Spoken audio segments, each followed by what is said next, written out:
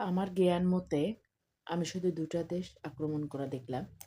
একটা হলো ফিলিস্তিন আর একটা ইরান। তো ২ টাই আমি দেখলাম যে রমজান মাসে। বাকিগুলো কবে আক্রমণ করেছে আমি তা জানি না। তখন হয়তোবা আমি অতটা আমার জ্ঞান ছিল না বা আমি এ সম্পর্কে উম ধারণা রাখতাম না। তো আমার বোধ হওয়ার পর থেকে আমি যেটা ধারণা রাখতেছি সেটা হচ্ছে ২ টা দেশের উপর ইসরায়েল, আমেরিকা আক্রমণ করল ওই রমজান মাসে। ইরান এবং আম ফিলিস্তিন। বাকি ইরাক, লেবানন, সিরিয়া, ইয়েমেন এ এই দেশগুলো কবে আক্রমণ করছে আমি সেগুলো জানি না।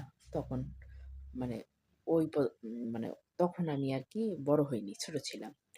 তো রমজান মাসে কেন আক্রমণ করে এটার একটা কারণ আছে। এরা মনে করে রমজান মাসে মুসলমানরা রোজা থাকে, এরা শারীরিকভাবে দুর্বল হয়, মানসিকভাবে দুর্বল হয়, তাই তারা শক্তি প্রয়োগ করতে পারবে না। ঠিক আছে? এটাই হলো মূল কারণ। এইজন্য তারা রমজান মাসটাকেই বেছে নিছে মুসলিম দেশগুলোকে আক্রমণ করার জন্য। ইহুদি নাসারা, খ্রিস্টানরা, নন মুসলিমরা এই রমজান মাসকে এই কারণে বুঝলেন?